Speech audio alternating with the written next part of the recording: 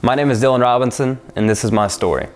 I was born on June 9th, 1993, and that's when my story began. My mother had me when she was 18 years old, when she was in high school, and my father was out of high school, and they didn't plan on having me. I was a mistake, if you would. And so on the outside, everything looked pretty picture perfect. Had the strong, tough, professional boxing dad and a beautiful mom who was a model, but on the inside, it was a different story. The fighting wasn't just in the ring, it was in home. So when my parents began to fight, the noise carried where that's all you could hear. And as a little kid, from birth all the way up until 10 years old or so, every single night my parents would begin to argue, and I remember getting so tensed up and very anxious and nervous because I knew what would happen, and begin to hear them raise their voices and begin to cuss each other. And it wasn't just normal fighting, normal arguing. It was yelling and saying very vulgar things, things that I'll never forget. Man, it was so hard. It was so hard to be a little kid and then go to school the next day and act like nothing happened. But it did about every single night. Man, that physical and verbal abuse took place, and eventually my parents split up, and it was hard. And from there, my mom began to go with a bunch of different drug dealers. I remember in those homes, we would stay sometimes in very nice homes. Sometimes there would be homes where it would be so run down, not fit to live in. And I remember times going in to some houses where there would be syringes laid down. I remember seeing counterfeit money laid out and guns laid out, and people, man, just walking in and out all throughout the night. They were high, and it was just a pretty scary place to be as a little kid. And I remember at times that my mom would be around these individuals that I was wondering why she was around. She was this once beautiful, girl, and she still was, but going with these scary, rough-looking guys. And man, we would go from house to house. We'd go from motels. I remember waking up and going to school, and we would go and sneak into some motels to go get some breakfast buffets, and we would steal the breakfast buffets and go to school. And I would go to school smelled like smoke, and sometimes smelling like marijuana, and it was just kind of normal. I remember times where the cops were coming, and so we would have to run away or go different places, try to hide out, and it just became pretty normative. But there was one particular moment, and it really defined who I was as a kid. My mom, she was dating an individual, very rough-looking guy. He was a biker guy, and nothing against biker guys, but this particular individual was in a pretty rough group. And I remember I was pretty nervous about this relationship. I knew this guy was a little bit different. And I remember I was at a baseball tournament, and everybody started acting pretty weird towards me and didn't know what was going on. I came home, and all of a sudden the door knocked and somebody walked in, and it was somebody who I recognized, but I couldn't make out who it was until they spoke, and it was my own mom. She was beat so bad that I couldn't recognize it was my own mom. I remember in that moment, tears went down my eyes. I said, "Mama," I said, "what happened to you?" And she said, "Baby, what do you mean? I'm so much better." And I said, "What do you mean you're so much better?" I said, "Look at you, Mom." I said, "I can't even recognize you." I mean, she was beat so bad you can't even explain it. Well, they had to take photos to show the cops what had taken place, and I got a hold of those and I saw them. And it was something that no kid should ever see. The man almost killed her. He stopped at the last second. And the irony of that story is it happened in the trailer where I grew up in. And I went into that trailer several days after I saw my mom, that she was beaten up, and there I was going through memory lane where my room was and the kitchen was my parents' room. But the difference this time was I saw my mom's blood literally stained on the walls, on the ceilings. It was the bathtub and everywhere. And it was at that age when anger began to really develop within me. That day something triggered within me. That day it was different. That day, mentally, emotionally, and physically, I was a new person, and I knew it. I was tired of what I was going through. Before I put up with it, and I tried to pretend that things that were happening wasn't really happening, but man, that day, it impacted me in a different way.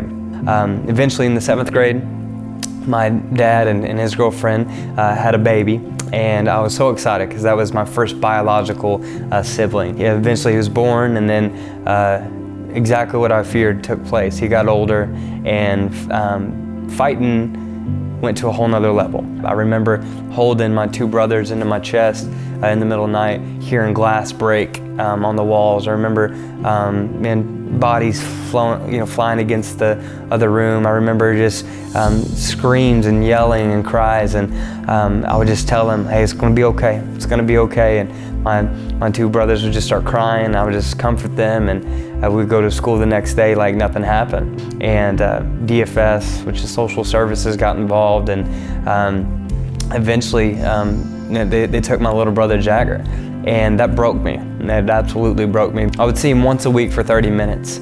I saw him in downtown Springfield, Missouri, and about after the 30 minutes would get over, I'd be with my dad, and the social services lady would walk down with me and my brother and my dad, and Jagger would hold my hand, and he was just a little kid, but he knew what was about to take place, and there would be walking down, and he'd start squeezing my hand tighter and tighter, and finally that social services lady would yank his hand from me, and he would just start screaming, I want to go with my big bubby, I want to go with my big bubby. And I just remember just looking at him and trying not to cry, and I was trying to be stable there in front of him, and he was just bawling, I want to go with my big bubby. And I'd just say, buddy, I'll see you next week, okay? I'll see you next week. And I wouldn't let him see me cry, and then I'd get in the car and I'd just break down, because that was my brother, man. I was there for him, and I was so mad at my dad. I was so mad at his girlfriend, and it wasn't fair that everything was taking place. It wasn't fair that all this was happening, but it was a reality that I lived in. And once again, I would go to school the next day and pretend like everything was normal. So I always struggled throughout school because, man, I had all this dysfunction behind the scenes, and I just didn't care in school. I just, I was just thinking about what was going to happen when I got home, and I just developed that mentality of who cares. And so by the time I'm 14, I started experimenting with drugs. That's all I was accustomed to. Everyone in my family on a certain side did that, but it was something that it was just pretty normal.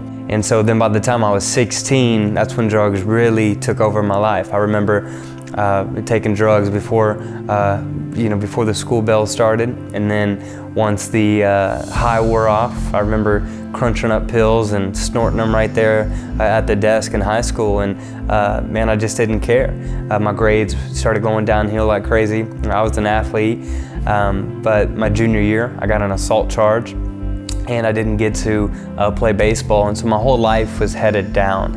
I was about to drop out of high school because there was no way I was going to graduate because of all the school that I'd missed, and so I just really began to just kind of to give up. Prescription pills was something that was taking me over. It was K2 in the mornings, sometimes weed laced with other prescription pills, but I just began to snort pills all the time, and I was drunk. I mean, as soon as school got out, I just started hitting the fifth of vodka or whatever, and I drank my pain away. I was high all the time. There was a 3-month period where I would smoke before school, I would take pills during school, and then after school I would smoke more and drink more and take more pills, and that's where I began to give up on high school, and so I'm ready just to call it quits. So there I was. Man, drugs were taking over my life, knew that I was going to be another statistic, knew that I was going to be a drug addict probably the rest of my life, and just that was something that I just began to accept. But all of a sudden, two of my friends weren't coming to the parties that I was throwing anymore, and I remember asking where they'd been, and I kept hearing John and Selena. I didn't understand what that meant. But finally, one of my friends came up and said, hey man, you need to go to John and Selena's. And I said, okay. And I said, who's that? And they said, well, they're youth pastors. I was like, what? I said, they don't have weed? They don't have anything like that? And they said, no, man, they're youth pastors. And I pointed at it and I said, man, get that crap out of my face, man. I said, nothing like that has ever been good in my life. I've never seen anything beneficial come from that. I said, man, get it out of my face, and didn't want anything about that. Well, meanwhile, the Lord started working on my heart. I was at a basketball game, and all of a sudden, man, I just began to think about all these things in life and where I was headed, and I didn't know what was next, and I just began to really wonder of what was going to happen. But the thing that really hit home was my little brother, Jagger. I thought about him. I thought he has absolutely no one to look up to, so what does he have to look forward to? And I thought for the very first time, what if I could be that change? What if I had the potential to be somebody where he could look up to? Everybody knew Dylan as somebody who had a very hard heart. I wouldn't show any emotion. They knew I kind of had a rough story, but though they didn't know the whole story. But man, finally I broke down. I just started crying in his house that night. And I looked at him and I said, man, nobody's ever gonna make me do anything I don't wanna do. I had so much pride in me. But I said, I need something different in my life. And I said, my little brother needs someone to look up to. I said, and I wanna be that difference maker. I don't know how, don't know what. I don't know if it's God, John and Selena, or whoever, but I said, I need that in my life. And we hear about this church event the next day called 30-Hour Famine. So that next day I wake up and that's the first time I'm sober in 3 months. And I go to that 30-Hour Famine event that night, and we were sitting there, we were kneeling there at the altar. And Pastor Selena, the youth pastor there at the Nazarene Church, began to have us pray for different areas. And all of a sudden she said, let's take 5 minutes to pray about family. And in that moment, man, it was one of the most supernatural experiences of my life. God began to replay those experiences when I was a kid in that trailer. When I would hear the screams of my mom echoing, when I would hear the physical abuse, when I'd see the drugs and all this take place. And would show me these things of when I would cry myself to sleep as a little kid, of wondering why this was happening to me, wondering why this was happening in my adolescent years. God was showing me these vivid replays, and I saw his hand on me and said, Dylan, I was with you. And man, I just began to weep because, man, I felt the love of the Father. I always wanted that love. Meanwhile, I get up and I go to John, Pastor Selena's husband, and I was very rough around the edge, man. My speech was so broken. I said, how'd I get saved, bro? And he begins to explain it to me. I said, oh, I want it. And he said, okay. He said, well, repeat these words after me. But he says, you gotta mean it. They're not just words, you gotta mean it. I said, okay. And so he has me repeat these words, and I get done, and I look at him and said, am I good? And he said, well, do you mean it? I said, yeah. He said, you're good. I said, so I don't gotta do drugs, fight, this, or this anymore? He said, nope. I said, I want it. I want that. So after that night, word began to spread around town that Dylan Robinson and some of his friends gave their heart to Jesus and rededicated their lives to him. And a lot of gossip, a lot of rumors went around town, and I heard from various people, there's no way that Dylan Robinson will truly live this out. Do you know who he is and what he's done? And do you know who his mom is and his dad is? And a lot of negative things that were being said. But I knew that I could do it, not through my strength. I knew through the power of the Holy Spirit I could do it. And that's exactly what happened. But after a while, that initial Jesus high wore off, and one by one, my friends began to go back to their own lifestyle. And there I was, and I was the last one, the one that everybody said, there's no way he's gonna live for Jesus. Do you know who he is? Do you know what he's done? And I was there by myself. Once all my friends left, my family weren't there, I would stay up till 1, 2 a.m. talking to John and Selena, sharing my story with them. And well, after school, like normally, I would go to their house and hang out because my friends, my family were gone. And that's who I had. They were my people. And for the first time, that was the home that I lived in, with no drugs, no abuse, no nothing. And they became a God family. They took a chance on me. They loved me. God used them to restore my heart. God used them to restore me. And they gave me food to eat. They gave me a blanket. They gave me a house, you name it. And that's what the early church was founded on, and that's what they did for me, and became my God family. So once I made that decision to follow Jesus, it was followed by many other decisions of, do I continue to follow Jesus or do I follow the crowd? As everybody went back to following the crowd, and there I was by myself following the Lord, it came with a cost. It came with sacrificing my own popularity, sacrificing the cool thing to do, and And then I felt very alone. As a matter of fact, I was depressed at times. My senior year, it was hard. John and Selena were all that I had. Though God was working on my family, began to do some incredible things, I was still very alone. And I remember my senior year, it was after a football game. I knew where the parties were. I used to throw the parties. I used to be around there. And I was sitting on John and Selena's couch. I'm talking to John, and John knew that I was pretty sad. And he said, D, he said, do you want to go back, man?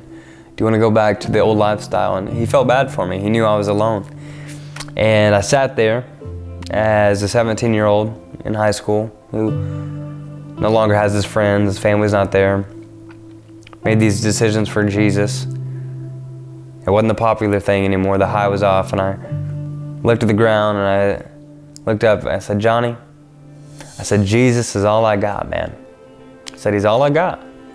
I said, I ain't never going back, never. I said, I know where I'd be. I said, I know where I'm headed without Jesus. I said, some people can go one foot here and be okay. I said, not me. I said, man, I'm never going back. And I never did. I never thought about college. Didn't think I was smart enough. Didn't think I was good enough. But I knew that God had called me into the ministry. It was at Nazarene Youth Convention in 2011, which is the same year that I graduated. I was there, and the Lord called me to full-time ministry. And I remember thinking there's no way that God could ever use me. Back then I couldn't speak very well. I mumbled, I stuttered, I could not get my words out, but I just knew that if God called me to it, He'd bring me through it. And I know it's a cliche, but it's something I live by. And I just took the steps of faith of believing that God individually and then collectively called me with Pastor Selena, who's my godmom, from back home to plant a church. And so on February 21st of 2016, which is the same day, February 21st is the same day that I got saved on. So it's pretty powerful how we launched the church on February 21st, but now of 2016. And we launched there in North Springfield, where I grew up as a kid, very rough neighborhood, and God just began to bless it, and He just continued to multiply it, and God has truly used two people to accomplish more in ways that we could never imagine. And when you look back at our lives, it goes back to that moment where they took a chance on me. Pastor Selena and John, they took a chance on me when I was 16, when no one believed that I could do it, and no one believed that they should have me there. But God saw the whole plan, and because of their obedience then, we now saw God's blessings within the church, the well that we planted together. And not only has God restored me and my family, He's also given me a family of my own. I met my beautiful wife, Maddie, many years ago at church, and here we are together today, serving in ministry together. It's something that only God can do. And Psalms 37:4 says, take delight in the Lord and He will give you your heart's desires. And He's absolutely giving me my heart's desires with Maddie, because she didn't grow up like me. She has a completely different story, a different upbringing, different family, but yet God has allowed us to fall in love together and share this amazing story here today. And that only comes from following God, but it's also a testimony of what He can do immeasurably more than you can ask or imagine for those that seek Him. I think what's so powerful about our story now is obviously we see God's grace at work in our lives, how He's brought us together, and two unlikely people to be together to do extraordinary things for His glory. But now we get to completely change our future generations, our family. Our kids will be raised in a godly home, and so it's changing my family tree and building on her family values and family tree. And so just to be able to create that within our own marriage, there'll be future generations that will hear about Dylan and Maddie, and they'll hear about the sacrifices that they made and how God was first, and they will be impacted because of our obedience today.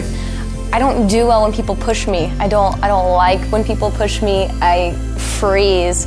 But Dylan has a personality to motivate me more, and he's taught me so much more than anyone else has in my life, and he's encouraged me to just dig deeper into God's Word, because growing up in a Christian home, sometimes you forget that the grace aspect goes for me just as much as it goes for a story like his. And so it's never getting stagnant in my faith is something that he's really taught me, and something that he's really helped me with in my faith, I think. God has been so gracious to me, and I never wanted details. I never asked any questions, not because he wasn't willing. He was super willing. But I think that God just, allowed me to not feel anything like that. And it's good because that's a part of his story, and that's a part that he needs to be telling people about his story. And if I was getting in the way of that, who am I to get in the way of him ministering to other people? Because that aspect especially has helped so many people, and who am I to get in the way of that? And so that's never really been a problem with me, but I think it helps because I can help other people who just get so stuck by it. When people tell me how long they ask me how long you've been married, and I tell them, and they say, oh, just wait till you've been married X amount of years, then you'll see. And I always smile and I say, I can't wait to see you then, because I know that we'll be happier then, and we'll be more in love then, because that's the relationship that God has for everybody. But it comes with a price, and you got to be willing to put him first and love one another the way that Christ loves you. So you look at all that God has done in my life. Ever since I made that decision to give my heart to Jesus, it's been amazing. He's used me in ways that I can't even imagine. Not only did he impact me personally, he's impacted others through my story, and it's only because of him. And so many of my family members are now in the church. And I have 2 brothers and a sister that go to the church, and many grandparents and extended family members, old friends that have given their heart to Jesus. He's used my obedience then and to bless now what it is he's doing in other people's lives. So I hope that when you hear my story, you hear the power of choice. We're all one choice away for forever changing our destiny. And that choice that I made that day on February 21st of 2010 forever changed my life, and it forever changed other people's lives. My name is Dylan Robinson, and this is my story.